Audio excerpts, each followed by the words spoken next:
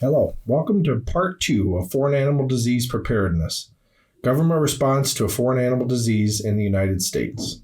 If we think about the government's response to a foreign animal disease introduction into the United States, it really can be summed up in 3 consecutive steps. Number 1 is to find the disease. Once we found all the sites that have the disease, we want to make sure we contain the disease. And then once we have the sites identified, we want to go ahead and eliminate the disease on those sites. So for the first part here, we're going to focus on how to find the disease. What are some potential signs of African swine fever? Well, number 1, they tend to run a really high fever with rectal temperature range from 105 to 108 degrees Fahrenheit. Now, fortunately, in the U.S., we don't have a lot of other diseases that tend to have pigs with fevers that reach that range. So what we're attempting to do is to get producers and caretakers back into the habit of using a rectal thermometer on sick pigs and recording the temperature. And then if they have pigs that have temperatures in this range, to make sure that they're contacting their veterinarian for further evaluation. Initially, so the signs may only be pigs with high fevers, and you may just see pigs that are off feed, that are tending to pile or kind of huddle together in one part of the pen. Bloody diarrhea can potentially be another clinical sign associated with African swine fever. With African swine fever, we may see hemorrhages on the skin in areas such as the ears, nose, lower legs, the hams, or on the tail. In breeding herds, one of the initial signs may be an increase in the number of abortions on the farm. Sudden death of good-looking pigs is probably another one of the early clinical signs, although at the beginning it may only be 1 or 2 pigs, but eventually as the virus moves through the herd, it can cause sudden death of lots of pigs simultaneously. Upon discovery of pigs with African swine fever, what might be some signs that would be seen on a necropsy? One of the most consistent signs will be a very large spleen, otherwise known as splenomegaly. Those spleens tend to be very large and very friable. So the picture on the right, on the bottom, you see a normal-looking spleen, and then you've got a pig at the same age that has been infected with African swine fever. And you can see that the spleen is about 2 to 3 times the normal size spleen and tends to be very dark, congested, full of blood, and very friable. Initially, African swine fever, because it's not very contagious, it's going to move very, very slowly early on. Here's some data from a farm that broke with African swine fever. And you can see on the initial diagnosis was a couple of dead pigs on August 26th. But it was only a couple of animals that were dead. So you can see the farm threshold mortality line there in green. You can see it almost took a period of about 2 weeks before the people on the farm could notice that something was going on due to the increase in number of sick pigs and the increased number of dead pigs. So it moves very slowly once it gets inside the herd. So early detection is going to be key. And using the rectal thermometers on sick pigs may be one of our best and earliest weapons against African swine fever and finding it early on in the course of an infection on a farm.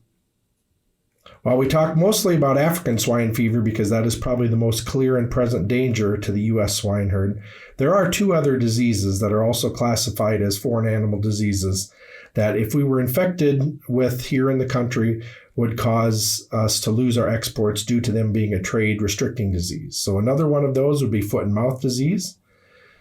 While African swine fever affects only pigs, foot and mouth disease affects all animals with cloven hoofs. So cattle, pigs, sheep, goats, even deer could be infected with foot and mouth disease. While African swine fever is not very contagious, foot and mouth disease is very contagious. Once again, there's no treatment for foot and mouth disease, and some of the things that you might notice with that would be vesicles or blisters either on the snout, in the mouth, or in and around the coronary band of the feet. Like African swine fever, foot and mouth disease is not a public health or a food safety concern in that this virus cannot infect humans, even by consumption of contaminated meat. Classical swine fever, like African swine fever, only affects domestic and feral pigs. Once again, there's no treatment for it. Some of the things that you might see with classical swine fever is you're going to see a fever, although it may not be as high as what you might see with African swine fever. You may see some weight loss. You may see some diarrhea. You may see huddling, sick pigs, purple blotches, some of the signs that would be similar to African swine fever. Once again, also not a public health or food safety concern at all. So really, part of doing a good job with FAD preparation is to make sure that we've got the caretakers educated on what to look for.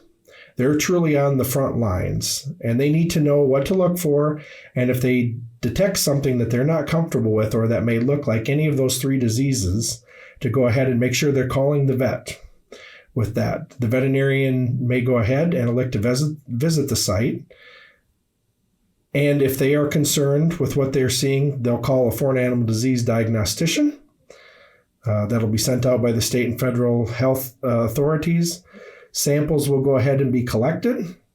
And during that time period, after samples are collected and sent to the lab to get tested, they're going to begin the process of tracing all the ins and outs of the farm to look at other sites that may potentially be contaminated. The samples, once they're collected, they're usually collected in pairs. So what will happen is they'll be transported to a known lab, so the National Animal Health Laboratory Network, of which Iowa State would be a known lab. They can conduct African swine fever, classical swine fever, or foot and mouth disease testing there. And then a second set of the samples will be sent to the Foreign Animal Disease Diagnostic Laboratory in Plum Island, New York. And in those cases, before a foreign animal disease is confirmed, they have to have a presumptive positive from the known lab, and then that positive has to be confirmed at the Foreign Animal Disease Diagnostic Lab before any announcement will be made. So if a producer or caretaker suspects they may have a foreign animal disease, they contact their veterinarian who contacts the state and federal officials. They'll come out and they will do some testing, okay? So they'll probably look at some combination of live and dead animals. So for dead animals or sick animals that they find and euthanize, they're going to collect tissues such as the tonsil, the spleen, and the lymph nodes in order to do the testing. They may also elect to test live pigs. Today, the only live pig sample that is currently approved for African swine fever testing is whole blood. But currently, there is a project going on to try to get oral fluids as another sample type for live pigs approved for African swine fever testing. During that investigation time period, after a farm has been confirmed to have African swine fever, the state and federal animal health officials will be starting to do the traceback, so tracing anything going into or out of that farm over the previous 30 days in order to try to identify highly dangerous contacts that need to be additionally tested. So they're going to be looking at things such as live animal movement logs into or out of the farm, animal product movement, so maybe things such as semen or manure that have traveled from the farm, feed delivery logs that have come onto the farm, and then people entry, both personnel or employees who work on the farm on a daily basis, as well as any visitors to the farm in the previous 30 days. Additional information, they're going to want to look at any potential vehicle movements that would have occurred on that site the 30 days before the pigs got sick. So they're going to want to look at feed suppliers, rendering if the farm uses rendering for mortality removal. They may look at contract livestock haulers who may have either delivered pigs or taken pigs away from the site the previous 30 days, garbage trucks, LP gas providers, or maintenance personnel. And essentially what they're going to want to do is contact all those and find out where those vehicles have been 30 days prior to that or from the time after they left the farm. And in those cases, having that information recorded electronically will be very beneficial to speed up the investigation process. So one thing that producers can do now is to start to have those conversations with those different suppliers and ask them, if I have to come back and ask you where that truck or trailer's been the previous 30 days, would you be able to do that? Do you have the ability to be able to trace those back? So it's beneficial to have that discussion now while we're in peacetime than after a foreign animal disease has been diagnosed in the U.S. So we talked about the government response. The first step is to find the disease. Second step then is to contain the disease, okay? There are current guidelines for the state and federal response to a foreign animal disease. You can see 3 of them pictured there, 1 for each of the 3 foreign animal diseases. There are a couple of things that are important to understand with those. Number 1, guidelines are subject to change as new information is gained. So what we're going to attempt to do as of this recording in January is to tell you what would happen if it happened today, but just be aware that these guidelines may change over time as new information is gained. The second thing is that the guidelines here can be very situational dependent. In other words, it could differ from state to state and it could be predetermined. So a African swine fever outbreak in a backyard pig in California being the first case, the response may look different than if 3 different finishing sites in Iowa, the African swine fever was all detected at the same time. So these guidelines here are going to be very situational dependent. You can see in each one of these federal responses, there's a goal, which is to detect, control, contain the disease, eradicate the disease, and business continuity for non-infected farms. And then there's different strategies to achieve those. The 14 largest pig production states in the U.S., in coordination with the USDA, state animal health officials, producers, and packers, had an opportunity to do a practice run of an ASF response termed a functional exercise, which occurred at the end of September of 2019. It occurred over 4 days, and on each day, a different aspect of the disease response was practiced. So on the Monday of the week, they practiced and simulated a foreign animal disease investigation on 3 different sites in Iowa for the state of Iowa. On Tuesday, they practiced the 72-hour movement standstill. What would that look like? The third day, on those farms that had the mock infection, they practiced depopulation and disposal. And on the 4th day, each of the states practiced obtaining movement permits for farms that may be located in the quarantine zone but not infected with African swine fever. Let's talk a little bit about national movement standstill. The goal with that is really to prevent any additional dissemination of that virus in order to find the virus, contain the disease, and then eradicate it. Now, with the national movement standstill, it was somewhat state-to-state dependent, and it could include things such as animals, semen, manure, rendering, feed, or any other deliveries to that may occur during that time period. What was been practiced initially was a 72-hour minimum national movement standstill, and that standstill can be extended if the animal health officials are not confident that they found all the potential dangerous contacts to the initial infected sites within the first 72 hours. This is going to cause producers to start thinking through what would a contingency plan look like if I couldn't move pigs or move feed for 3 or more days. Control areas. So once the first case has been found and any other potential dangerous contact, there'll be a control area around that site. And the goal there is to prevent the viral spread of the disease off that site into other locations. So they're going to impose restrictions on movement, so into and out of the premises, the area, or the region where the control area is established, where the disease either is knowingly exists from the initial diagnosis, or it may be suspected through a highly dangerous contact with the first infected site. And it's going to include animals, animal products, or other fomites. What would a control area look like? So initially here you see a picture where you have the infected farm. There's a 3-kilometer infected zone around that, and then a 7-kilometer buffer zone around the infected zone. So 10 kilometers for the entire control area, or about 6.2 miles. Now, in this case, it's drawn as a circle, but doesn't necessarily have to be a circle depending on the situation and the number of sites that are initially detected. Here you see what a control area might look like. So essentially a quarantine around the infected site. So you see an infected zone, there's a 3-kilometer radius around the infected site that's determined to be the infected zone. Then there's a 7-kilometer diameter circle, in this case, around the infected site, which comprises the buffer zone. So all that together is a 10-kilometer circle around the infected site. That's what's determined to be the control area. So essentially what happens in that control area is everything there is quarantined. There'll be no movements of animals or vehicles or equipment.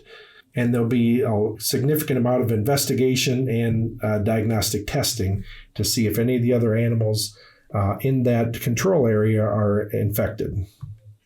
The quarantines are really determined by the state animal health officials, and it can look differently depending on the extent of the initial outbreak in cases. So it could be an example of just one pig flow. So you have an example there where the dot in the lower part may be a sow farm, and it may have delivered pigs to 3 different sites in 3 different counties. So it could just be what's called a network or a flow-based, or it could be the entire operation. In other words, all the sites that have common ownership or the same ownership as the initial infected case. So during that time period, then, in order to release the quarantine, there's several different ways that could happen. And once again, that's all dependent upon the state animal health officials to determine that.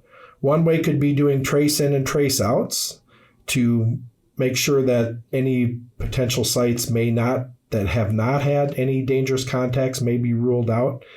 And if they have not, another way to do it is they may do observation and then testing of the animals on that site to ensure that they are not infected before releasing them from quarantines. So the real message here is just to be aware that the state animal health officials will determine the quarantines, and they'll have a protocol situationally dependent on how to release sites from quarantine. With the announcement of the first outbreak of foreign animal disease, you're going to have the national standstill. During that time period, the state and federal animal health officials are going to be doing the investigations. They're going to be doing quarantines. Control areas will be designated around the infected site and potentially around other quarantined locations. At the end of the standstill period, and if the state animal health officials and the federal officials feel confident that they have identified all the dangerous contacts, then the standstill will be lifted for everybody except those sites that are within the control area.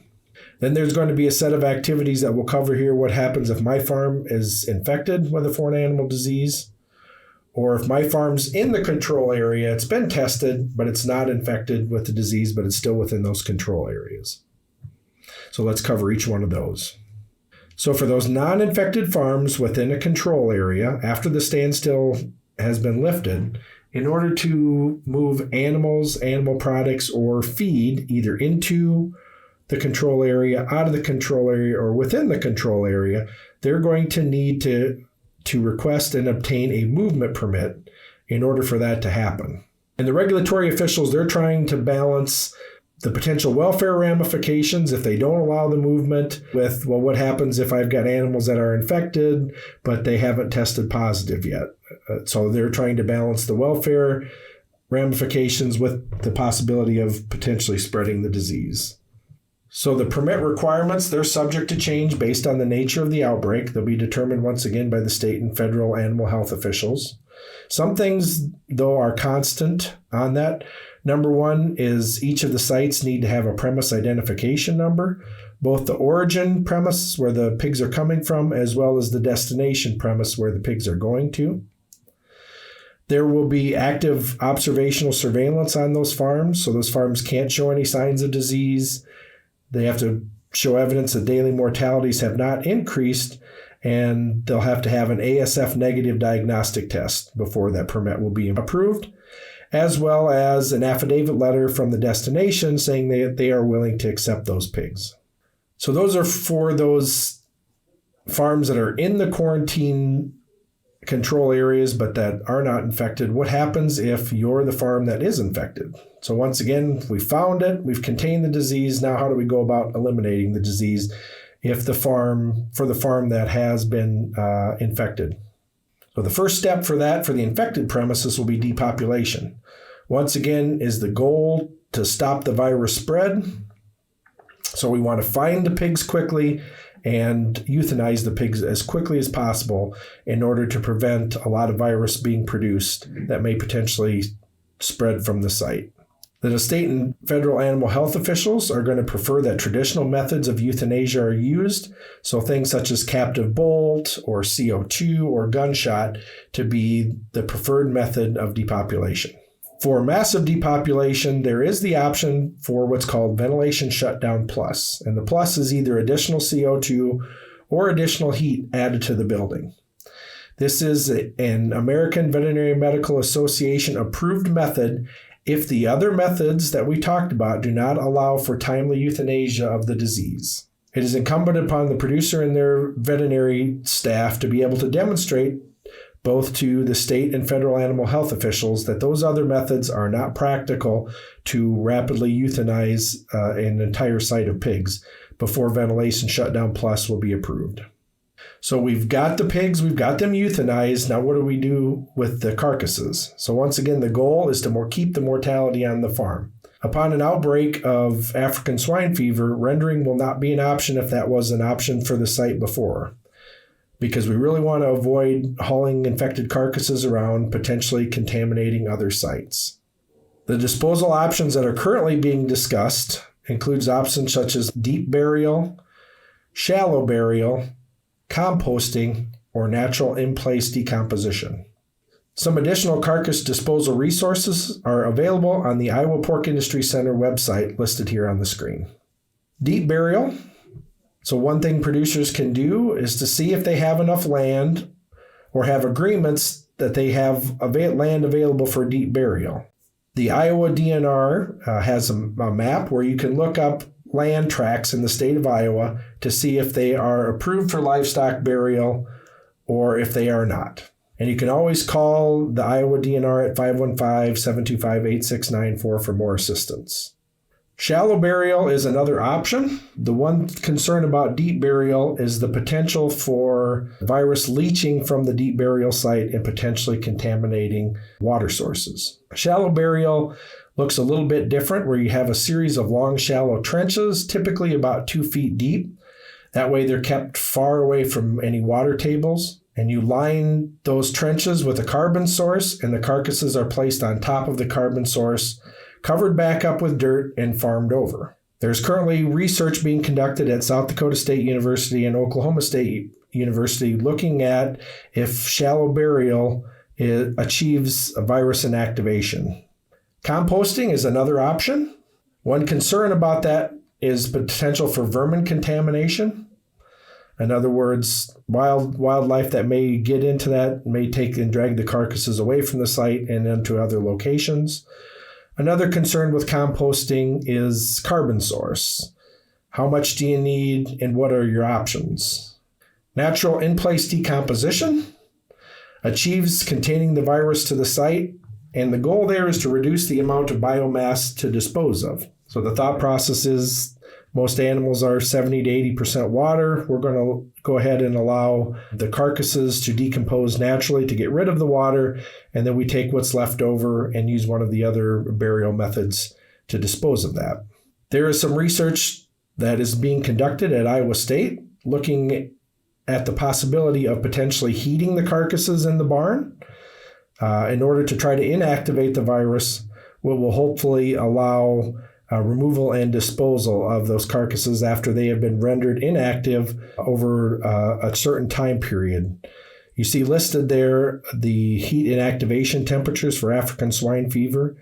Essentially, if those carcasses can be raised to 133 degrees for 70 minutes or 140 degrees for 20 minutes, the African swine fever virus will be inactivated.